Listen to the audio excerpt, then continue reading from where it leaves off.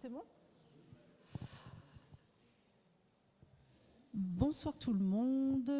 Donc c'est un grand plaisir d'accueillir aujourd'hui, ce soir, pour la 3e conférence de la SFDAS, Colin Fauré, qui donc est un doctorant à Paris, à l'EPHE, à l'école pratique des hautes études. Donc Colin travaille sur le... je vais prendre mes notes parce que je suis un peu fatiguée. Donc, travaille sur l'administration des fils royaux de Couche au Nouvel Empire, leur gestion économique du territoire et les contacts et échanges culturels entre les différentes populations qui composent ce territoire. Donc, au début de sa thèse, entre septembre 2021 et juin 2022, Colin a passé 9 mois au Soudan grâce à une bourse à mobilité de la SFDAS. Et aujourd'hui, il est de nouveau avec nous pour 2 mois de bourse ici au Caire, dans le contexte de notre relocalisation. Donc c'est un grand plaisir de l'accueillir pour cette conférence. Donc il va nous la présenter en anglais. Et le titre de cette présentation est Socio-cultural and economic links with livestock in Nubia, the impact of Egyptian power and creation of a hybrid culture. Cher Colin, je t'en prie. So before starting, I would like to thank the SFDAS and the FAO to welcome me in Cairo and to allow me to present you my research. This work is part of my thesis work.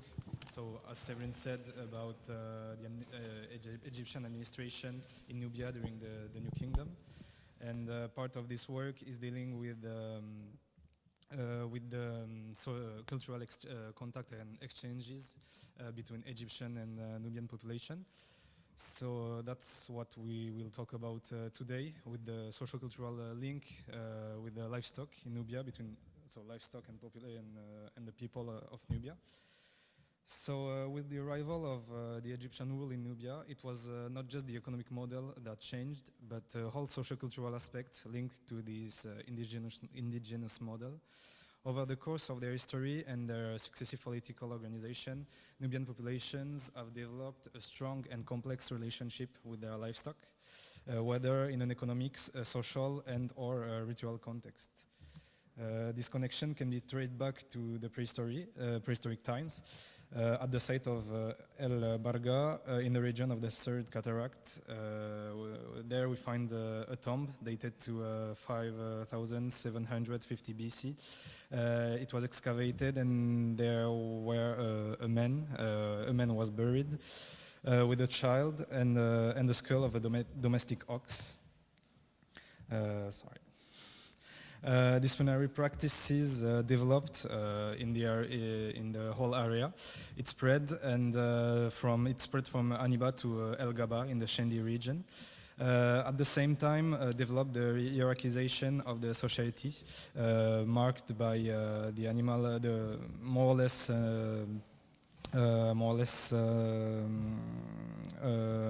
the greater or lesser number of animal deposits in the tombs.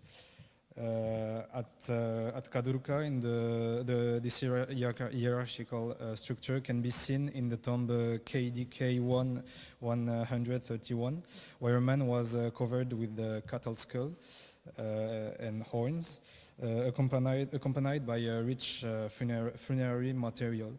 On top of him,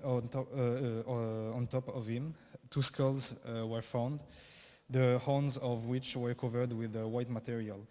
Other tombs in the necropolis contain cattle skulls and objects made from the remaining of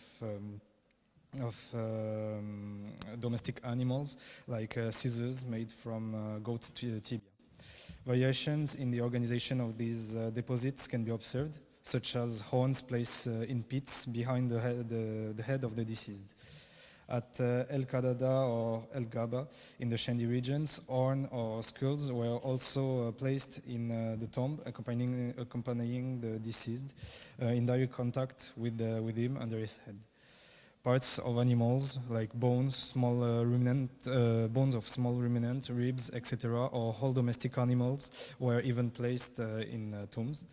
The same practices can be found at site R12, south of Kadruka, where skulls were placed on or next to the bodies of the deceased, usually men, sometimes women, or even children.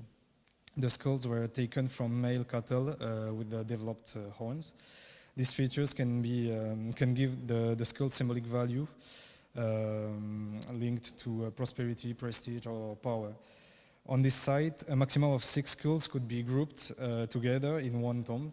Given the figures, it is reasonable to assume that the cattle in the tombs can come from the deceased herd or the herd from of his or her family. The presence of several skulls highlighted the status of the person buried here. Subsequently, with the rise in power and influence of the Kerma kingdom in the 3rd and 2nd millennium BC, the local elite were buried in increasingly large tombs, and more cattle were placed around these tombs on the surface. The skulls were organized like a herd, with the male in the front and the female with the calves behind them. From this point onwards, it was no longer possible to have animals that came exclusively from a wild herd or local herds without risking destabilizing the local economy.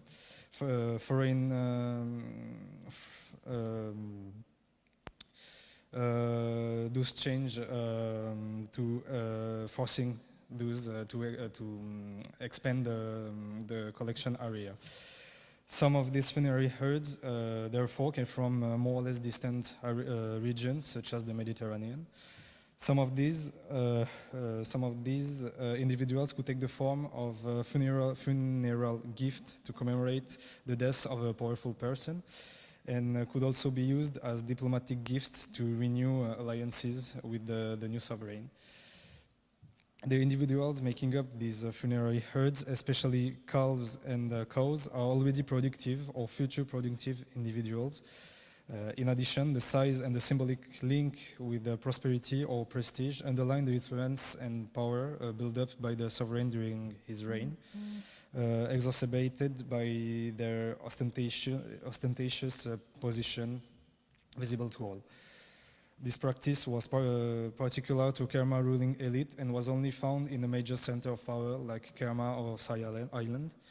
Away from this center of power, deposits of fauna were represented by meat like mutton or goat, but remained a rare practice.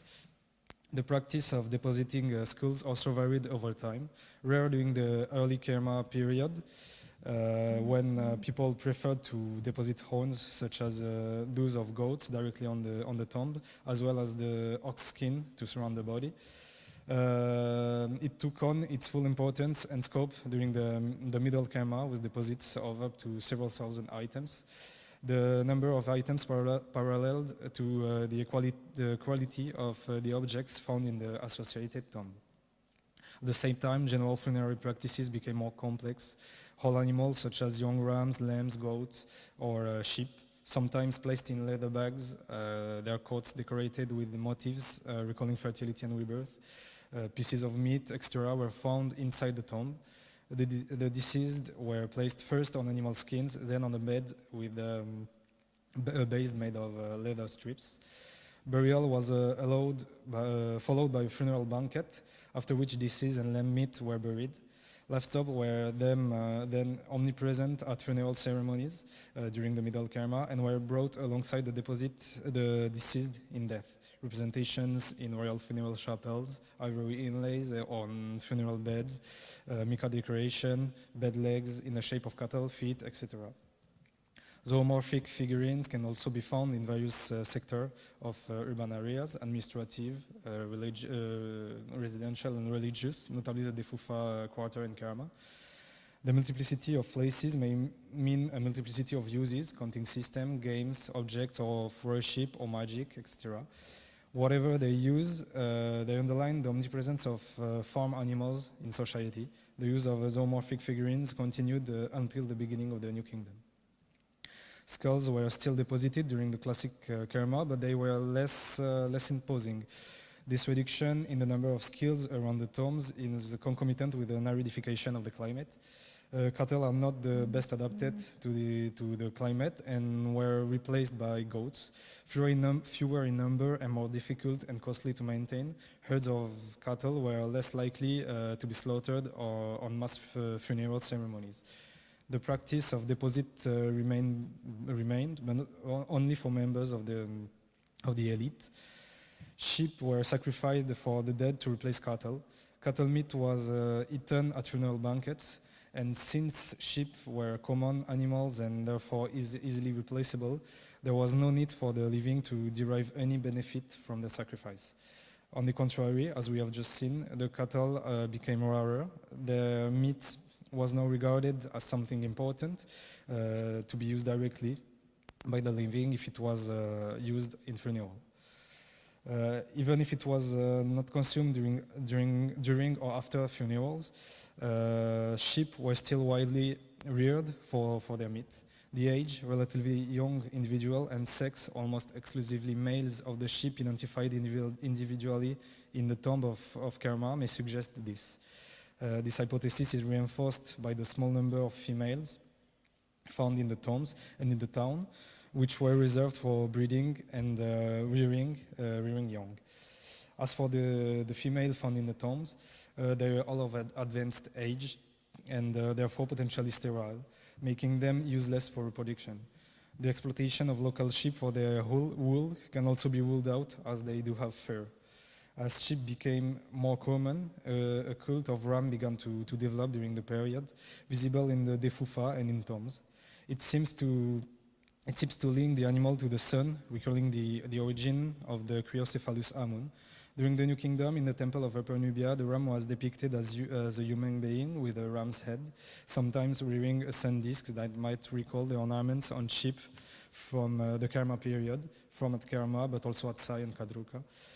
In the Algerian Atlas, prehistoric rock engravings recall these ornaments. The deposition of skull was not limited to the Kerma culture during the 2nd millennium BC, but was common to the different cultural horizon in the area. Among the Palmgrave culture, skulls were buried in trenches to the south of the tombs, or even in trenches completely surrounding the burial. These deposits mainly concern goat and sheep. This group is distinguished from the others by the painting of shapes on the skulls. C group included both the practices found at Kerma, surface burial, and at Palmgrave burial, in a trench. The individuals selected to accompany the deceased do not vary. Despite this similarity, cult practices change. Surface deposits may be used to communicate with the deceased, always an adult. In this case, the skulls would be placed on the surface in connection with a particular burial. They can also be used as offerings, and in this case, no particular burial is involved. In addition to these skulls, the remains of sheep and goats dominate the fauna of the C group tombs studied by the Scandinavian Joint Expedition to Sudanese Nubia. From the 3rd millennium BC onwards, deformed horns can be seen on these skulls. This practice was already known from Neolithic rock art and was particularly common in the Eastern Sahara and Nubia. In the 3rd millennium, it was documented at Kerma and Pharas, and there are two types of deformation.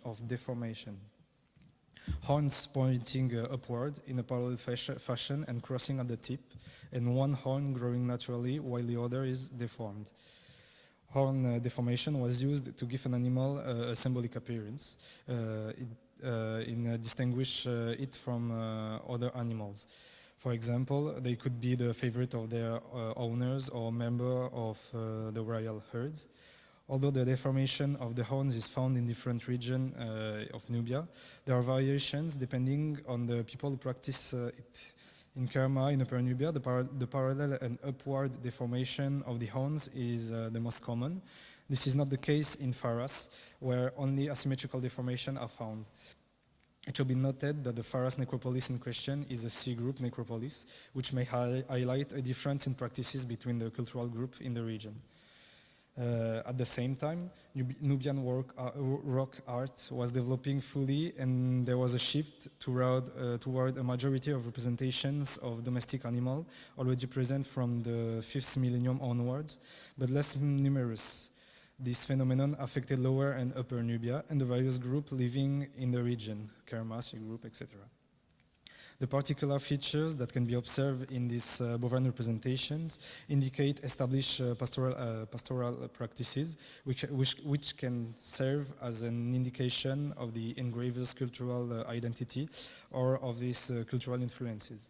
These features concern different parts of the body, the deformation of the horns, the decoration or marking on the skin, pendants and necklace. The association with an anthropomorphic being may be one of these social cultural features. Representations of domestic animals are also engraved on funerary objects such as stelae and jars, and figures of domestic animals can be found in tombs. The latter element seems to have been used for ritual purposes. As with the practice of deforming horns, these representations on funerary furniture seem to vary according to geographical or chronological criteria. At Aniba, none of the stela found show any traces of representation. At Dhaka, only one stela was engraved with an animal motif. In contrast, in the T cemetery at Adindan, almost all the stelae were engraved with the representation of cattle. However, as we have already mentioned, the stelae and the engraved pottery remain confined to the early phase of the C group chronology and do not seem to represent such a large corpus, so their contribution to the links between population and animals must be minimized. Furthermore, the majority of C group attestation come from necropolises, the lower Nubian settlements having been submerged by the impoundment of the Aswan Haidam. The conclusions reached here should therefore be treated with caution. Domestic animals also play an important role in economy of local populations. Remains of cattle, sheep, and goats were found in the settlement at Kadruka. These animals represent the majority of local faunal remains, with cattle being the most common, followed by sheep and goats, later in very small number. A few wild animals remains indicate the persistence of hunting. So dietary practices seems to have changed compared with earlier periods when hunting was the main source of the remains found. Later, the kingdom of Kerma developed a sedentary lifestyle based on agriculture and livestock rearing. Domestic animals played a special role in the means of subsistence, accounting for 95% of the animal bones found, mainly cattle and goats. In ancient Kerma, cattle and goats are the most represented, accounting for 50% and 45% of the total, respectively. As a result of aridification, the trend will be reversed. In the town's necropolis, various items can be found that highlight the importance of domestic animals in the local economy. During the early Kerma period, leather sandals and loincloths can be found in the tombs. Among other crafts, the working of skins by Sudanese population is particularly well known, especially from Egyptian sources. The mastery can be The mastery can be explained by the widespread use of skins in Nubia, unlike in Egypt, where the fabrics are more highly prized. Everyday life, and therefore also death, was marked by the presence of leather in shoes, in clothes, etc. In tombs, we have mentioned shoes, but it could also be skins in which the deceased was wrapped, or accessories, bracelets, purses, etc. It is also significant to note the disappearance, or at least the sharp decline of this craft during the New Kingdom, no doubt due to the influence of Egyptian power. Still during the Kerma period, at Gisem Marba, granaries and animal bones, particularly goats and bovines, were found. The goats' bones, particularly at Kerma, could have been used to make punches of liswa. There are also animal figurines in terracotta, again goats and cattle, as in the town of Kerma. Here we come across another aspect, a private one in this case, of the relationship with farm animals. As we saw earlier, the population of C group also used the skull in funerary context. In addition to this practice, skulls could also be exported to Egypt, transforming bovine skulls into economic and commercial objects. With these elements in mind, we can now look at the links developed on the Egyptian side. From an economic point of view, the situation seems relatively close to what we just seen. Domestic animals played a central role in Egyptian society. This is borne out by the many depictions of work and daily life around livestock in tomb reliefs. In addition, as in Nubia, many animal remains can be found on the sites. The important presence of domesticated animals in the society of the region dates back to the 5th millennium BC in the Western Desert and is concomitant with the decline in the number of lithic artifacts linked to hunting found at the various sites. In addition to this strong daily presence in the area, livestock had symbolic importance. Tumuli dedicated to livestock, both cattle and ovicaprids, can be found at the Nabta Playa site, for example. Positioned away from residential areas, unlike human burials, these necropolises must have had a special significance. The only two non-animal burial mounds in the area are built differently, reinforcing the socially singular aspect of this cemetery. Mound E941N, containing the remains of a bovine, is the only one on the site to have been especially and carefully dug for the animal, underlying the exceptional nature of the burial. Other more basic burials mound contain the collective burials of cattle. So burial mound E941N must have been built for a special animal. All the more special in that the meat was not removed before burial, unlike other burials.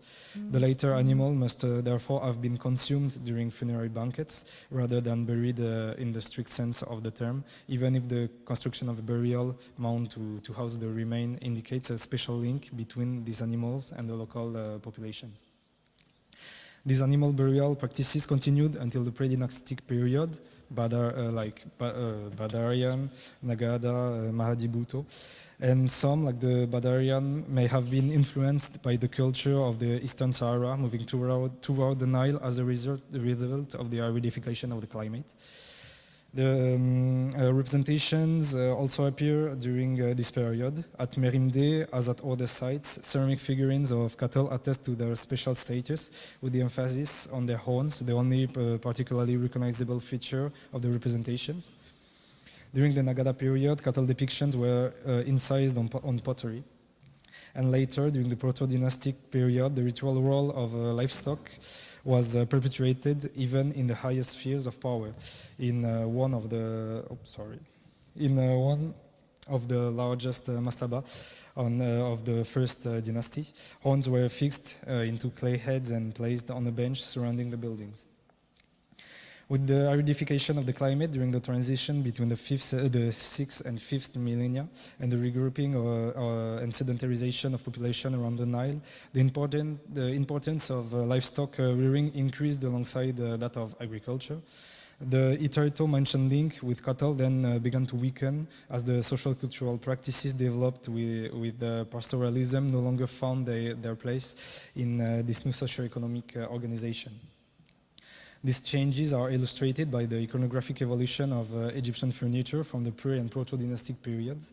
Among the first animal to appear in the furniture, the bull, with its front and back legs used as stool or bed legs, was replaced by the lion by the higher social classes after the pre-dynastic and Tinite periods. As far as the New Kingdom and Egyptian-dominated Nubia are concerned, the special human-cattle relationship seems to have disappeared. Under the administration of the King Son of Kush, title relating to agriculture, its projects and its management were the most common.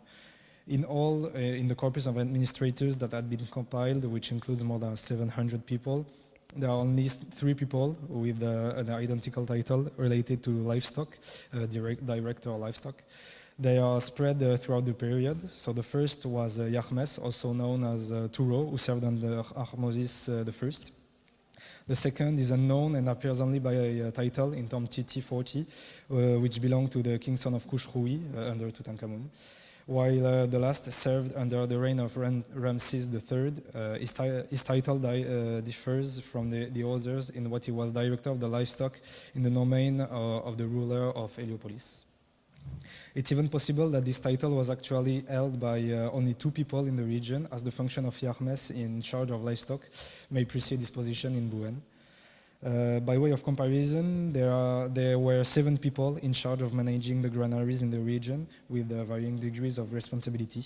And to take the comparison a step further, the administrative titles of the Nubian administration show a strong link with horses. 15 titles link administrators with horses, 6 with chariot drivers, and 9 people were in charge of stables. To take the comparison, however, the greater presence of horses than cattle at the same time is also reflected in the archaeological record.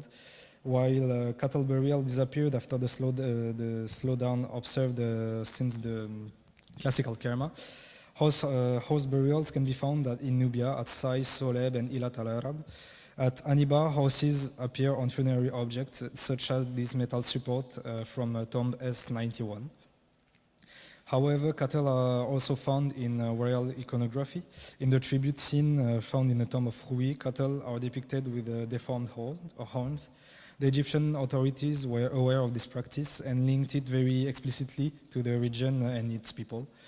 However, the abundance of any archaeological remains attesting to these practices after the arrival of the Egyptians on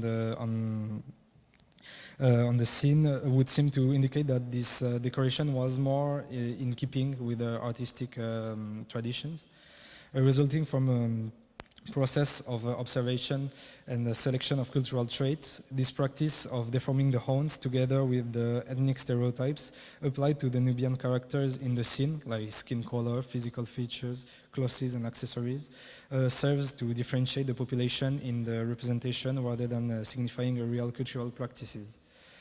However, the link between the Nubian population and their cattle did not disappear. As we shall see later, the re-emergence in the region of socio-cultural practices that were reminiscent in what was done prior to colonization seems to indicate a continuity in Nubian practices linked to cattle. Certain indications, mainly epigraphical, suggest that imagery linked to cattle was a tool used to indicate or claim belonging to a certain culture, in this case Nubia. One inscription provides a good illustration of the situation. This inscription is the inscription CL 486, and it bears witness to the visit of Khenti M. Kemur, the scribe of the temple of Khnum, to the island of Seal. What makes the inscription special is the fact that the ox sign that makes up the third part of the name has a twisted horn. Characteristic, as we have seen, of Nubian cattle. What we can study of the inscription, what can a study of the inscription tell us about him? First of all, his name is broken down in 3 parts. So the first one, Khenti. This is the name of an Egyptian god, originally from the 10th nome of Lower Egypt. It represents the young sun as it rises, chasing away the creatures of darkness. M, so the locative preposition, and Kemur, the 10th nome of Lower Egypt. His name means Khenti, who is located in Kemur.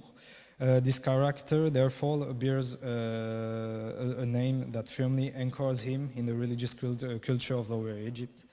He worked as a scribe in the temple of Khnum, and by virtue of this position, this person possessed knowledge of local theology and was therefore integrated into regional Egyptian society.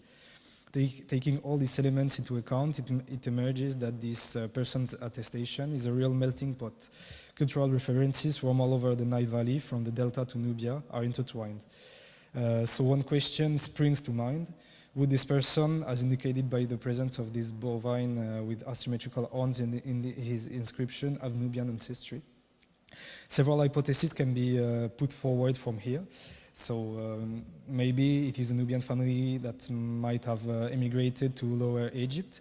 This descendant would in turn have traveled to Elephantine to become a scribe and would then have left an inscription on Sehel. Or maybe it's an Egyptian from Lower Egypt that would have become a scribe at the temple of Khnum and would have hired a scribe who turned out to be Nubian or of Nubian origin to inscribe his name on the site for him. Or maybe it's a later modification of the inscription that cannot be ruled out. Be that in May, in each of these cases, the addition of such a culturally significant element underlines the continuing importance of cattle-related practices during the New Kingdom.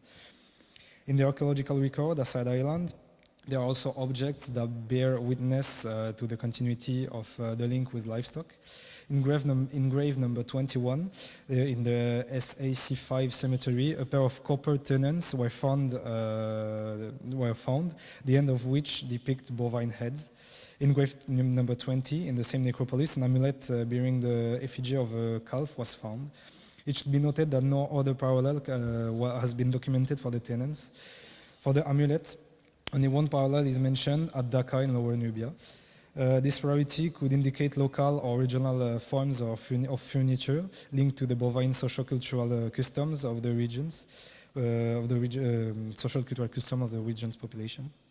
Although, given the extensive looting of the necropolis, these conclusions must be treated with caution.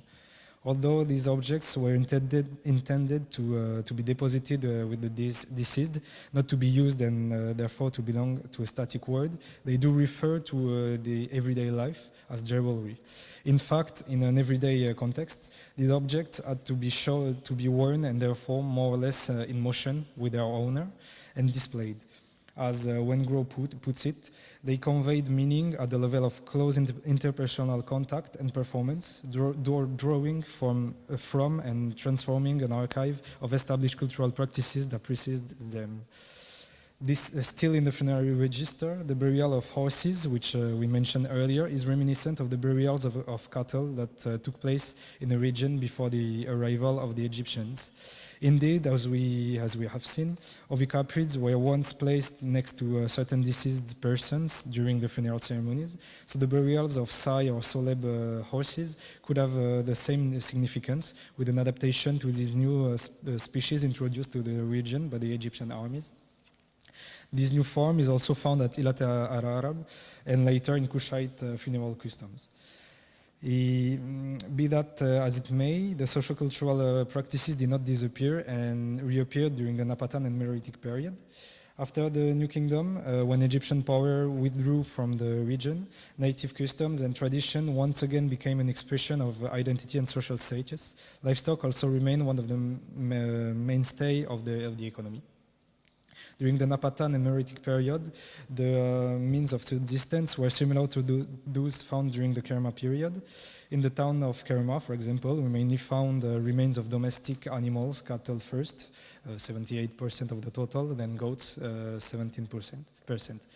The pattern is relatively similar at most Meroitic sites, the Dukigel, Ilat al-Arab, El Assam, Uwais, Napata, etc. At Dukigel, during the transition between the Napatan and Meroitic kingdoms, there were slaughterhouses containing cattle bones, mainly calves, 85% of the total. The preference for young individuals at several sites indicate in the same way as for the sheep during the Kerma period, that cattle were reared for meat. Elsewhere on the site, we find cattle with short horns, the same type of individuals represented in the Pharaonic processions. Also at Dukigel and Meroe, the religious buildings contained only cattle bones, while the private areas contained few goat bones. As in the Kerma period, the importance of cattle diminished in favor of goats. Iconography from the late period confirmed the continuing importance of oxen and the products in the economy, the imagination and the diplomacy. After this period of domination, leather craftsmanship returned with the manufacture of archery-related equipment, quivers, wrist guard, etc. At the Bir Murat site, an engraving dating from the Roman and or Neolithic period shows an anthropomorphic horse with a hierarchocephalic head wearing a leather-covered loincloth, demonstrating that leather craftsmanship was still present and developed in later periods. Socio-cultural traditions were also still in evidence long after the Egyptian withdrawal, with certain reliefs in the chapel of Meroe and Jebel Barkal and the wall of the temple of Musawarat as Sofra, showing processions of oxen with deformed horns. The practice is attested in the Napatan and Meroitic periods at Faras and Dukigel. Although rare, bucrania are still deposited at Kerma in a temple dating from the Meroitic period, for example. Thus, through a pastoral tradition developed in the region and which has its roots in regional prehistory, the Nubian populations developed in a special bond with their livestock, particularly cattle. Their practices took many forms, from the burial of animals or part of them to the deformation of cattle horns. Despite the fact that sedentarization led to a weakening of this link among Egyptian populations, their arrival in Nubia did not completely eradicate these practices. This is borne out by epigraphy, where some individuals claim to be part of the Nubian culture, or funerary archaeology, which provide glimpses of certain mortuary practices that seem to indicate, from the few parallels available, the creation in Upper Nubia, in particular, of a hybrid culture mixing Egyptian practices with Nubian socio-cultural characteristics. However, such evidences remains rare. At Sai Island, only 2 occurrences can be attested. This is partly explained by looting. The status of the people concerned may also be one of the cause. The SAC-5 cemetery in Sai is a necropolis from the local elite. So the two individuals concerned would therefore have been among the rare contingent of Nubian administration to have reached this strata. And this position would also mean that they were fairly well integrated into the Egyptian administration and society, of course, which under relative social pressure would have reduced the possibility of expressing an alien culture. Thank you.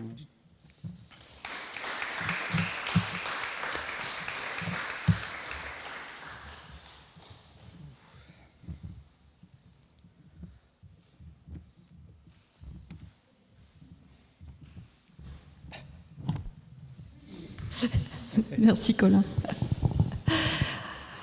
Avez-vous des questions? Did you have some questions? Oui, Mathilde, je t'en prie. Shall I pose the questions in English or in French? Okay. I will do in English. Thank you very much. I have 2 questions actually. First, I'm very interested in this scene. Do you remember from which tomb this is? Oui, TT14 Thebes. Okay. Okay. And I also have a question. It was when you showed, well, the other scene from Hui's tomb, yeah. Because I'm not sure I understood well. Did you say that horses and cattle were, well, that Nubia was sources for horses and cattle for Egyptians? Or did I misunderstood? No, they're just sources of cattle. Sorry? So did the Egyptians bring horses and cattle from Nubia? From Nubia, no. They brought horses to Nubia, but okay. Cattle was particular. Je vais te répondre en français. Oui, donc les chevaux viennent du coup de la région du Moyen-Orient, qui a été importés en Égypte et qui, par extension, l'ont importé en Nubie. Par contre, le bétail, il était déjà présent en Nubie avant la colonisation égyptienne. D'accord. Donc on n'a pas de traces de type particulier de bovins en Nubie par rapport à ceux qu'on voit en Égypte. Je sais que c'est très difficile à identifier. Je n'ai pas creusé de ce côté-là, mais non, j'ai pas creusé de ce côté-là. Ouais. Merci. Avec plaisir. Maybe questions online, if it's... Ah oui.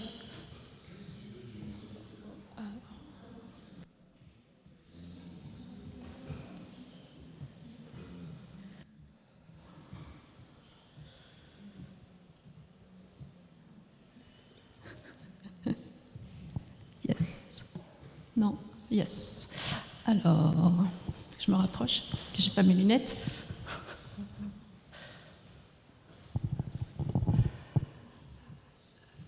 Donc une question de l'EPHE, je pense que c'est Claude qui est en ligne.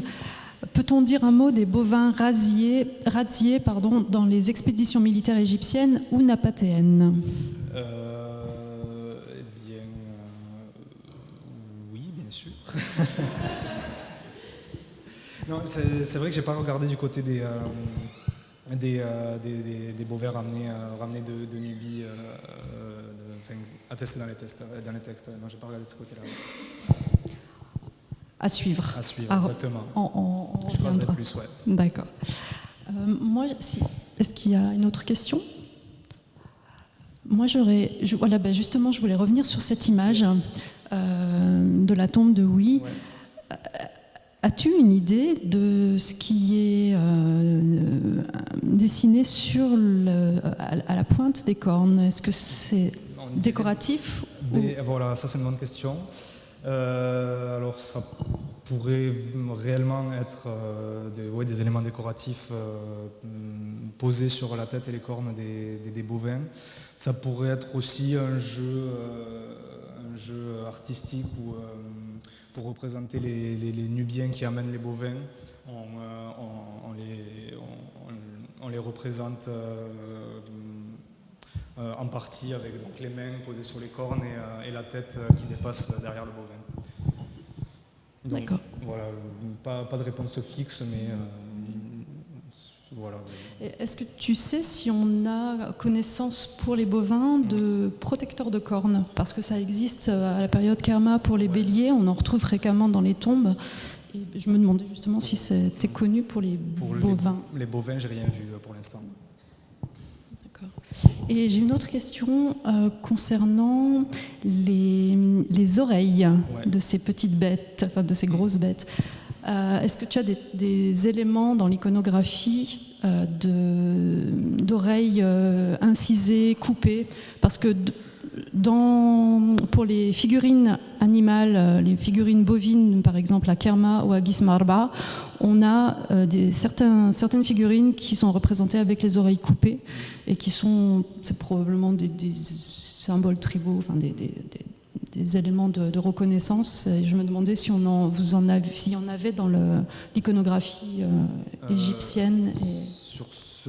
Sur quoi j'ai travaillé, non. Dans la tombe de Rouy, ça semble pas être le cas. Et sur ce que j'ai vu auparavant, non plus. Enfin, j'ai pas non plus fait. Je me suis pas concentré sur ce trait-là, donc je peux me tromper, mais j'ai pas. Parce que ça peut être un élément aussi caractéristique du. Ok, j'y ferai attention la prochaine fois. Alors, donc, Claude, je penserais. Attends, je ne vois plus rien. Ah, moi, je ne vois plus. Oui. Alors, Snefrou est supposé avoir rapporté 200 000 bovins de son expédition en Basse-Nubie. Est-ce exagéré? Et Solène nous demande par quels moyens on arrive à dater les découvertes. Pour Claude, oui, à mon avis, ça doit être assez exagéré, je pense. Déjà, rien que si c'était, les Égyptiens avaient prélevé déjà 200 000 bovins de Nubie, j'ai du mal à voir comment ils auraient pu les ramener jusqu'en Égypte, où que ce soit en Égypte. Et pour la question de Solène, dater, les découvertes. Les découvertes. Alors, on va avoir différentes techniques. À cette époque, le carbone 14 marche assez bien, me semble-t-il, qui permet de dater les restes biologiques. Et sinon, Je perds mes mots. La stratigraphie, qui permet, en comparant les éléments présents dans les différentes couches, en comparant les couches archéologiques, en comparant donc les éléments, en comparant les différentes couches archéologiques d'une même région, on arrive à réorganiser la chronologie entre les différents sites ou au sein d'un même site. Pareil pour la poterie aussi, en fonction des connaissances bien sûr, mais il y a des types de poterie assez reconnaissables selon la période, donc on va pouvoir réussir à dater certains éléments à partir de ça. Merci. Est-ce que... Très bien, plus de questions en ligne non plus. Merci beaucoup d'avoir été présent ici au Caire. Merci à tous ceux qui étaient présents en ligne. Et on vous donnera rendez-vous pour une prochaine conférence. Je pense que la prochaine sera l'une des boursières SFDAS qui ici présente. Je ne sais pas encore laquelle on va choisir. Mais en tout cas, on vous donne rendez-vous pour une prochaine conférence en janvier. Enfin, les deux auront lieu en janvier d'ailleurs, je pense. Voilà, donc on vous tiendra au courant. Merci. Merci Colin. Merci